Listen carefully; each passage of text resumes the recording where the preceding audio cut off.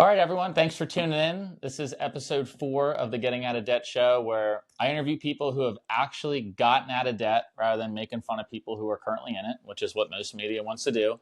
Today, I have a wonderful guest named Nicole, who goes by Create Wealthy Futures on Instagram and has over 5,000 followers.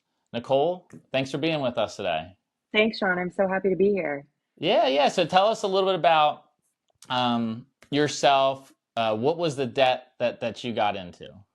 Yeah, oh, absolutely. So I graduated college with about $20,000 of student loans, and I had I'm an accountant, right? So Mhm. financial literacy coach and accountant. So right out of college, I was working at Ernst and Young. And so I had clients that I had to drive to, and I was driving my mom's 2002 Nissan Altima. And I'm like, Boston winters, I'm sure you can imagine, my car battery would die. I'm like, oh my God, this is just not it. And so I'm like, I need a new car. And so at 22, there I was already $20,000, from student loans. But I'm like, I'm buying a car and I'm going to buy a new car. And it was probably close to $30,000. So straight out of college, I had 50K. And I'm like, oh my God, adulting is hard. What am I to do here? Right. And so, of course, I had a little bit of that accounting, like numbers nerd brain on my side. But still, like, it's very overwhelming having that dollar amount. Right. And so, I stayed at home for about 2 years and I was paying down that debt as if it was rent in Boston. Like, I kid you not, like $1,500, like So every I'm month. curious, why? What made you do that? Because so many people just, it's like, I'll just make the minimum. So why Yeah. pay it off fast?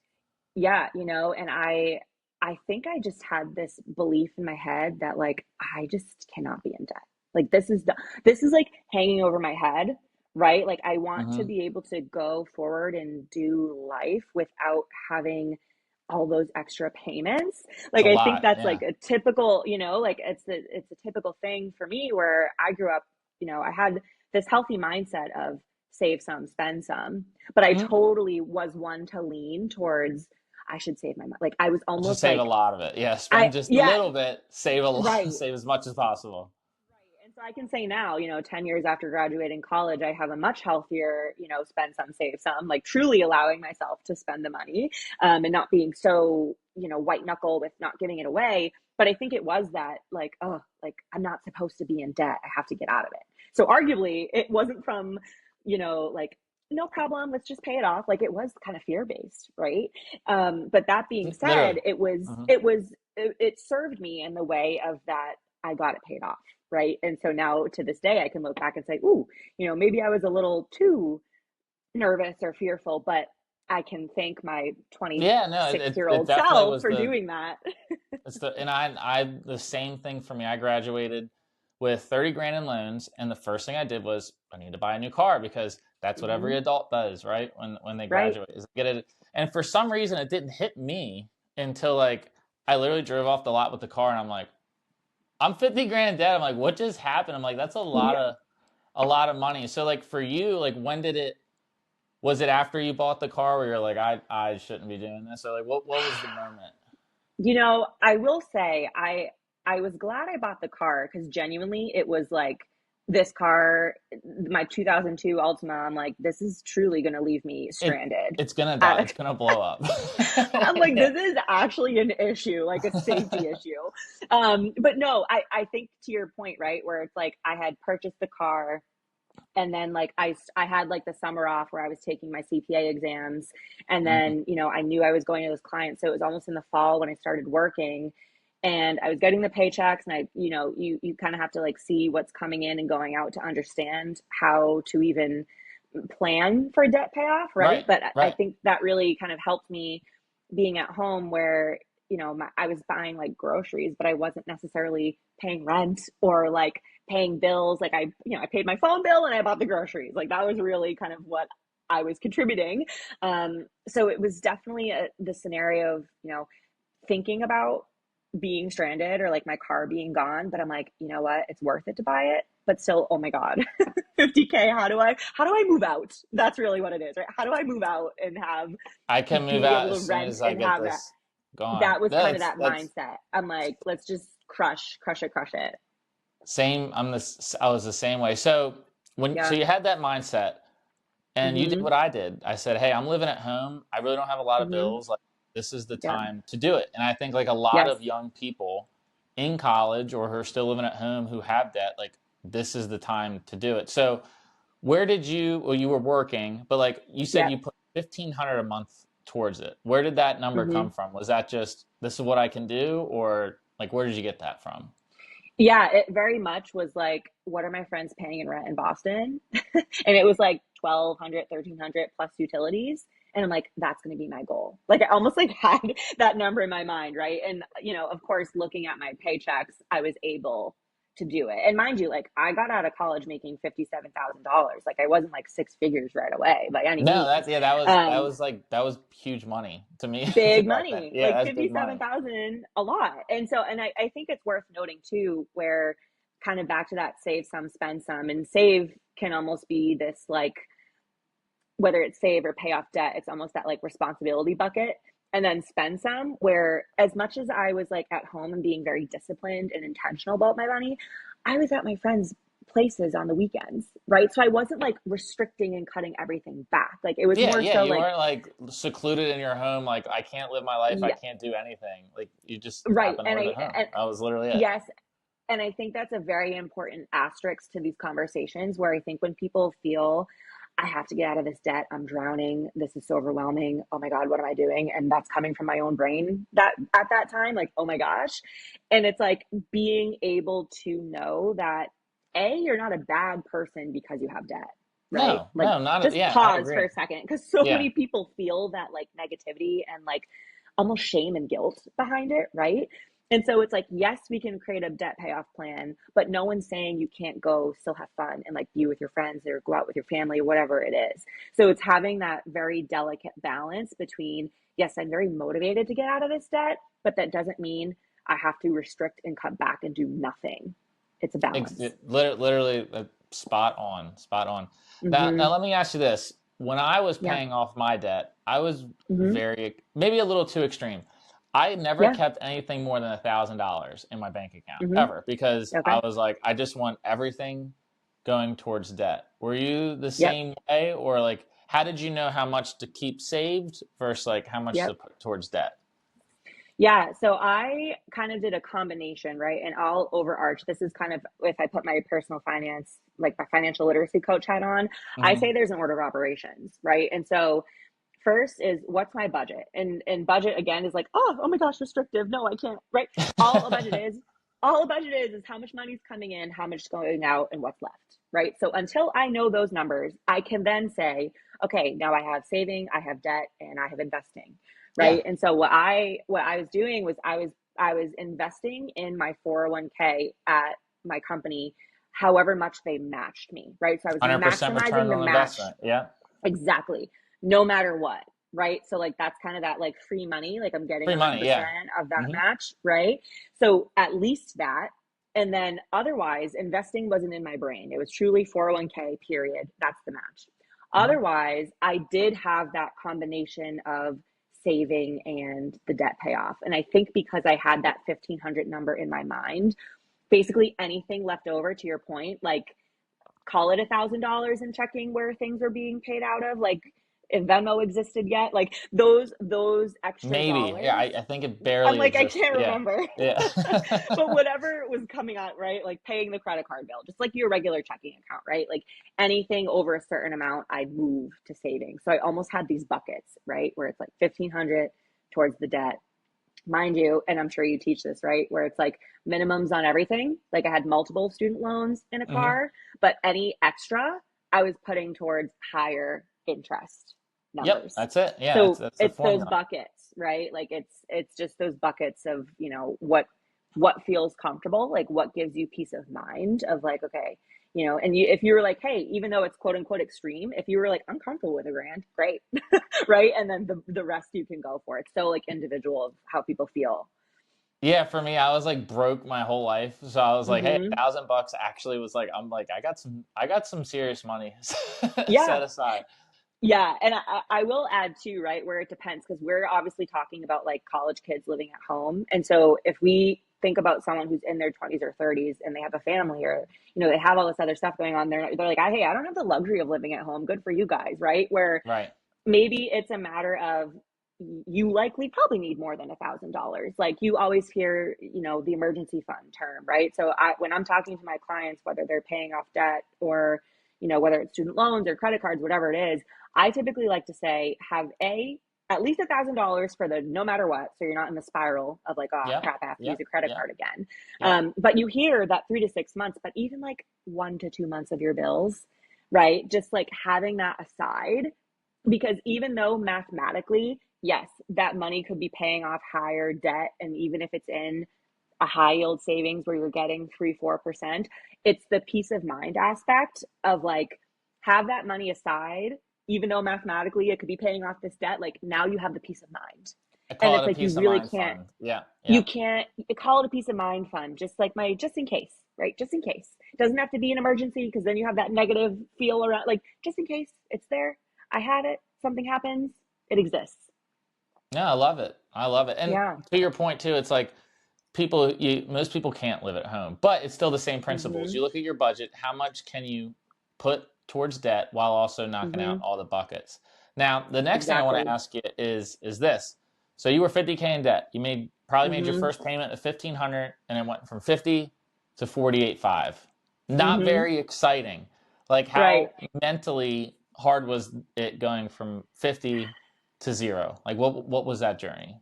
Yeah, no, and I'll say, so the $20,000 of student loans, luckily, were all federal loans that I had through the government. So I think it was probably like 4 or 5 loans within those federal loans Right, that right. had So all different, broken up.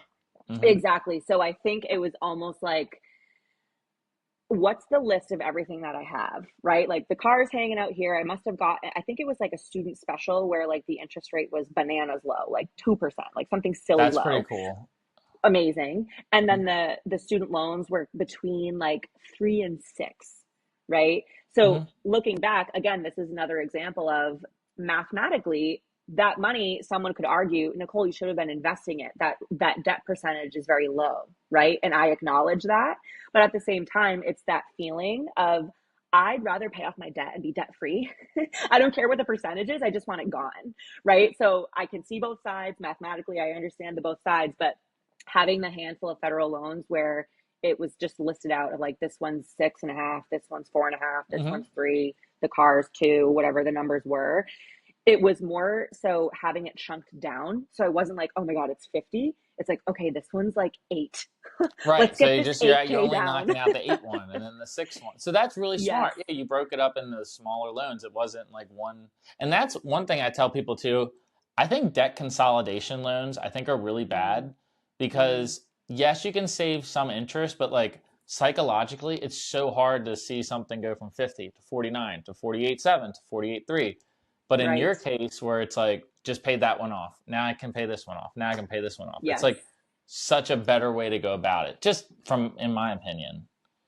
Psychologically, it's so true. Just like having that, like, whew, okay, one down, right? Like, you do, to your point, like, it's those little wins and the little celebrations where it feels better as you're knocking those things down. Because again, not everyone's going to have 1,500 extra dollars floating around to pay off, right? So it's almost like, okay, whew, extra 200, we did it, right? Like, just any little thing that can go towards it is like worth a pat on the back, right? Like, the fact someone's even listening to this to be like, I need to get out of debt, how am I going to do it? Like, it's the first step. Like, there's so much behind it, and like, so many layers of being able to get to that point of like, okay, I'm debt free. And I think we're in such a society of like that instant gratification of like, I want to be debt free, it has to happen Uh, tomorrow. And it's yeah, like, yeah, no, and it's okay that it's not tomorrow, right? Like, right, letting it be okay that it doesn't have to be this immediate thing. right. It's a couple years. I know for me, it Yeah. was I think 4 years is how long it Yep. took to get everything. We had in total 110,000, so it did not happen Okay. overnight. And I Yep. always tell people too, I'm like, you kind of want your debt payoff journey to be like really hard because for me, it triggered financial PTSD. Like it was Mm. so hard to get out of debt that like now, even if I even think about debt, like just driving past car dealerships, I'm like, ugh, like I can't even think about No, that. thank you. Couldn't be Like me. So it's okay if it takes a long time, but so how Yeah. long did it take you to pay everything off? A couple, like 2 years, probably 3 years? Yeah, so the student loans was 2-ish years, and then the car included ended up being around 4 or 5 Total. So okay, so total debt total. payoff was five years. Yep. That's pretty awesome. That's pretty awesome. And Yeah. so what do you remember the moment? Because I remember mine. You made your last hmm payment. Like toward It's so funny. So yes, I do. I moved out 2 year after 2 years being at home, and I was living in South Boston, Mhm. and I would take the bus to and from work every day. And I remember it. So we would get paid on like the 15th and the last day of the month, right? So we get semi monthly payments. Right. And I'm one where like the 15th hits, I'm paying off what's on my credit card. Like I never have a balance. Like pay off whatever the bills are happening that month. And so I remember being on the bus home from work, and it was a payday, and I'm like, okay, let's do my banking. And like this month is coming up. Oh my God, this is going to be the last one. Right. And so it's like, I'm on the bus, I'm on my phone. I have my little AirPods in, and I'm just like playing on the phone like everyone else is. And I'm like, oh my God, I just did my last one. Like, it's just like, oh my God, it's so crazy. Like, is this real? Like, And you because to just your look point, around and it's, like everyone's just chilling on the bus. Meanwhile, you're like freaking out. You're like, I and did it. I'm like, I can't wait to call my dad. Like, I can't wait to call my mom. Like, they're gonna be so excited. You know what I mean? Like, it's just like, who do I get to tell? Like, that cares. That And I cares. think like That's the key. That that's literally the key. cares. Yeah. That's the key. And I think I've, again, so what was I, 26, 27 at that point, where so it's probably like 4 years, so like 26. And it's like, oh my gosh, like people should be able to celebrate and talk about this more than just for themselves. You know what I mean? And I think that's the whole point of these shows and social media, and like showing people that it's real and necessary, and like having someone to celebrate with you. And if someone's not going to celebrate with you, that's not your person, right? Like you should surround yourself with people who support you and are happy for you, and Exactly. Exactly. And that's lift you up. one of my things with social media. It always rubbed me the wrong way. Is Yeah. like you look at most people who are in bad financial or they have debt or stuff. hmm They get made fun of. Like that's what they're doing. They get on hmm these shows and they just get made fun of. It's like no wonder people don't talk to their friends hmm about how do I pay off this debt. So for me, yeah. that's one thing I'm trying to do different. And obviously you are. Yeah. It's like, hey, it's Yeah. like it's not a bad thing, and it's Yep. actually like it's a fun journey. Yes. But on your journey, did you share with people you were like getting out of debt, or was it just mostly like Nicole's thing, like just Oh Nicole? yeah. Just me. Just me Yeah. and my paychecks and my FAFSA or whatever the government loan one. Yeah. No, I wasn't sharing much of it. And I think, as I got into financial literacy coaching, it became more of like, hey, this is what happened. Right. This is what I've been like what I did. Right. And so Hmm. I think it's one of those things where if you're comfortable, and it doesn't even need to be on social media necessarily, right? But if you're Right, like, right, right. hey, like maybe I have an accountability partner, my best friend, I'm gonna like confide in, and we're gonna talk about it, right? Like, and that's another point too, where it's like money doesn't have to be this taboo subject to talk about. Like No, it's not scary. No learning. one's gonna no one's gonna hurt you. I mean, for me, No. anytime I meet someone who's doing well with money, I always ask them like, "What do you do differently?" And Yes. what do you think? Here's my situation. Like, what do you think? Yes. And like, just getting Yes. different opinions. People aren't gonna look at you And I different. right. And I think it's a perspective, right? Where like flip side, devil's advocate, some people maybe look at you differently, but you get to decide how you feel, right? Like no one can make you feel something. It's like Right. you have this like inherent like, oh, I suck with money, this isn't good, and then you say it and they're like, ooh, that's tough. You're gonna like, oh, dang, right? But if you're like, you know what, Yeah. like I'm working on it, and someone goes to say something negative, you have to get to a point in your own mindset, your own perspective of like, hey, I wonder what they're going through. Tough. I'm working on myself. This is what's going on. I wish them the Yeah. best. But that just is a signal that this isn't, not that you have to cut someone out of your life by any means, but like, hey, this isn't a topic I'm going to broach with this person, and that's fine. Yep. No, Like you that's it. find the right people, and again, whether it's on socials or just in your own personal life, like you just find someone that's a cheerleader. In my case, like I said, it was my mom and dad, and that was wonderful. I know they're So they're it's like like they're definitely always going to be the cheerleaders, and that's why like always. one thing I'm trying to do, and I think you're trying to do it too, is have like these communities where people can Yeah. get out of debt together. Because for Yes. me, I don't know if this happened to you, like it was a big accomplishment. We spent 4 years getting out of debt, And we tell Hmm. people, and 90% of the time it's, well, good for you. Must be nice. Totally. And I'm Yes. like, all right, sorry I told Yep. you that. Yeah. Like, that's Yeah.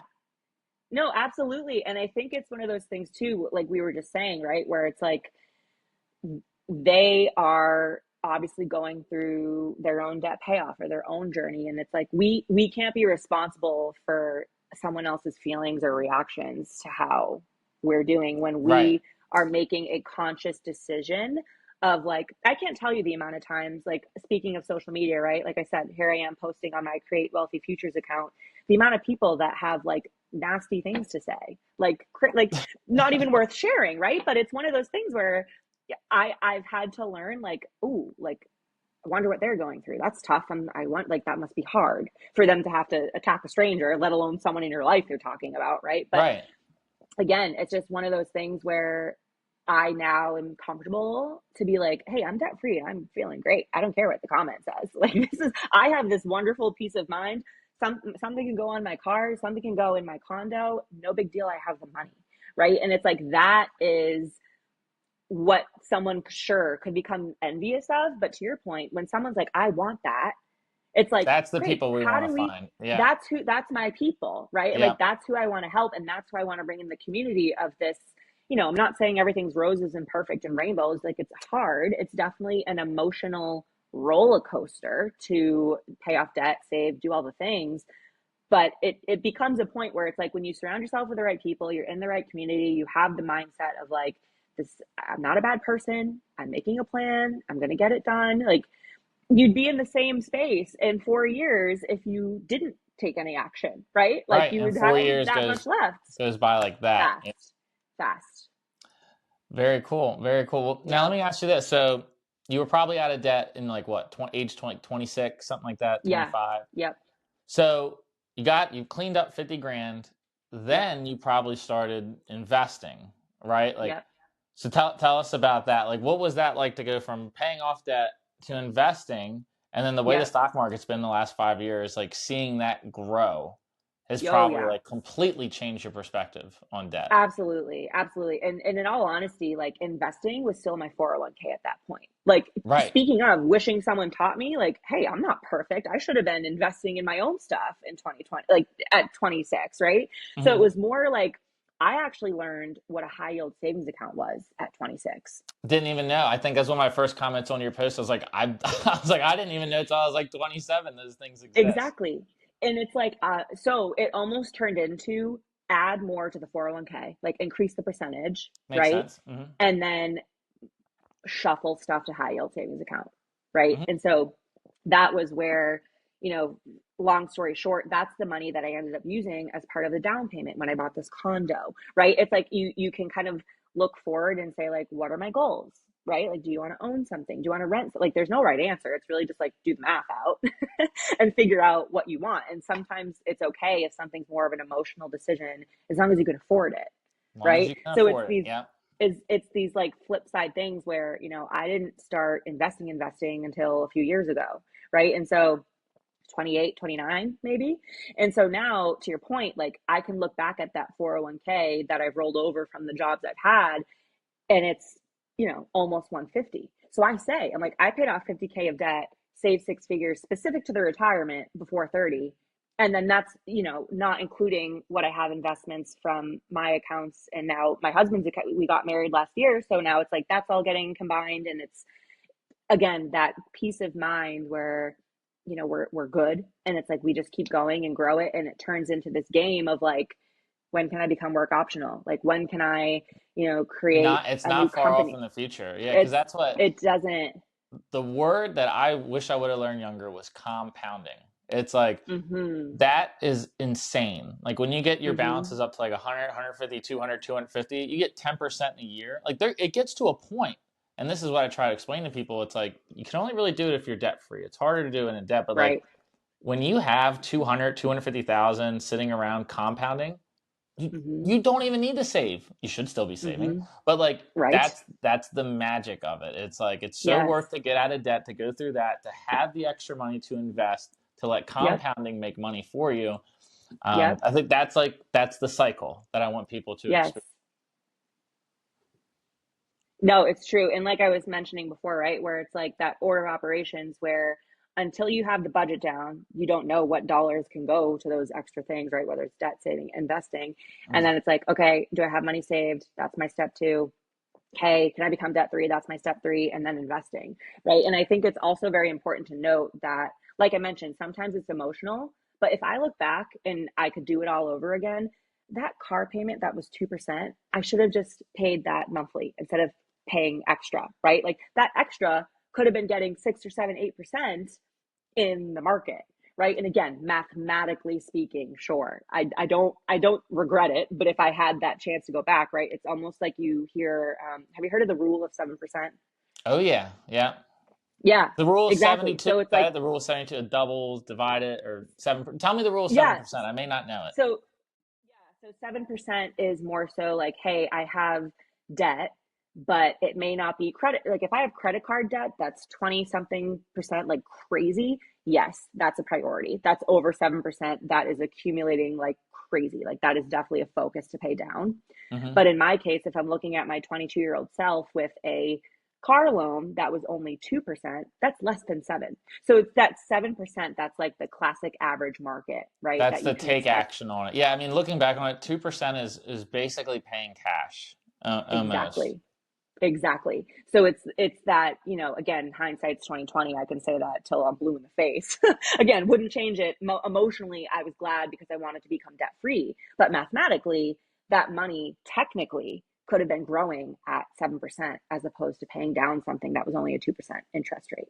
So that's Hmm. the other thing too, right? When you're thinking about investing, if you're like steady and it's student loans and it's 3% and you're like, hey, you know what, this isn't bothering me, I can save, I'm making enough money that I can pay that off comfortably and it's not bugging me necessarily, maybe it's, hey, let's save and invest instead of paying extra, right? So it's like you're paying the minimum.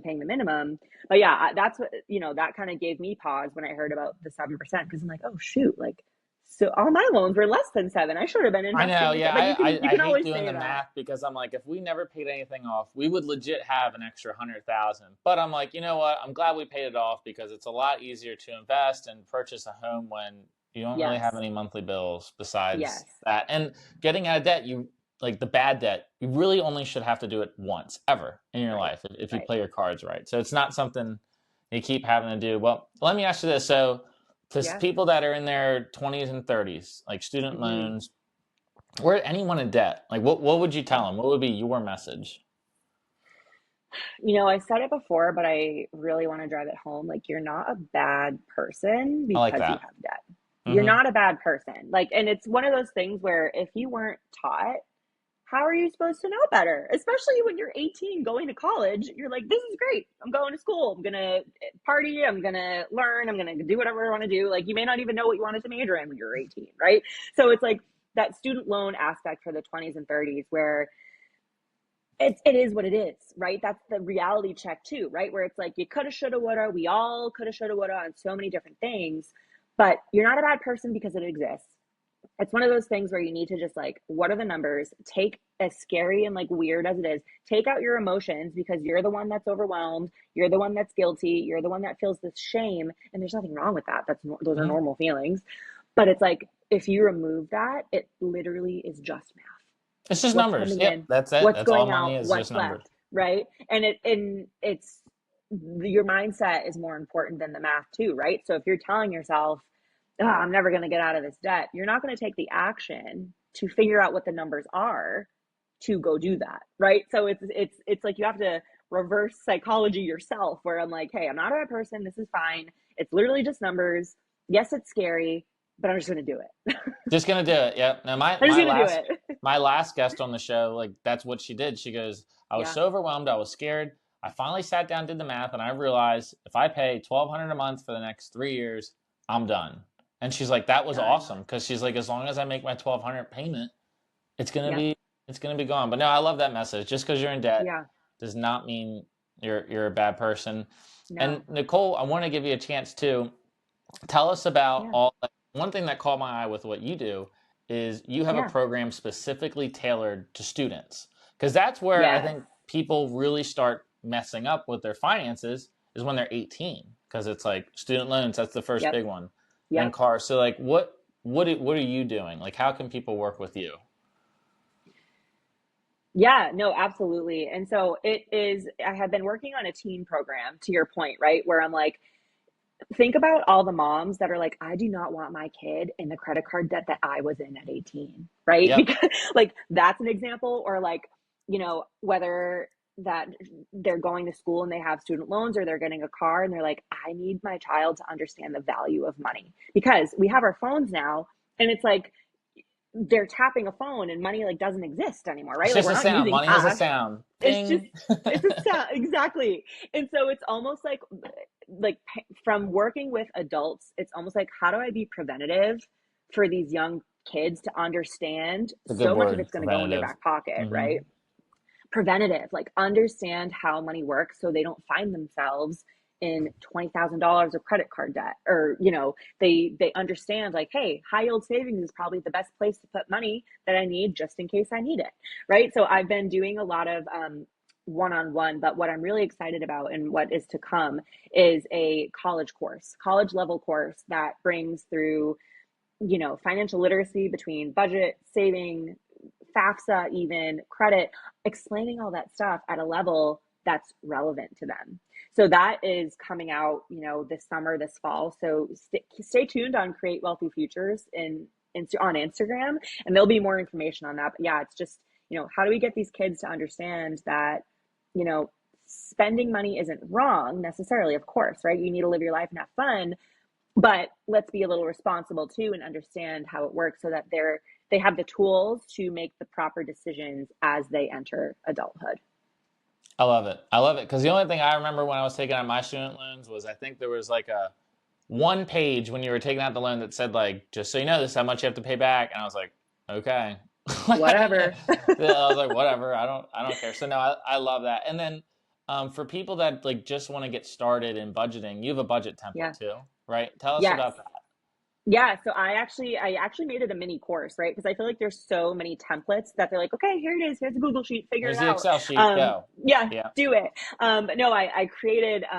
You've heard me say it a bunch, but it basically is a Google sheet that helps you lay out what's my income, what are my expenses, what's left, and I kind of run through in this type of format, right, where I film video lessons and help them walk I through like it. that. And it's really nice too because I add a page where it's almost like a cheat sheet of like typical expenses that you may not realize, like, oh yeah, I forgot that I have these subscriptions that I signed up for 5 months ago, whatever it is, right? And I think having that in there where a budget isn't necessarily just your bills, like I say save some, spend some. And like, if we're gonna go get our nails done, just add it. It's our variable expenses. Like I'm gonna have self Yep. care. I'm getting my groceries. Like it's not just your phone, your electric, your gas. Like that's not a full budget in my opinion. So it has that whole breakdown of where to really start with that. So that's And on my Instagram as well. and if I'm right, it's $27, right?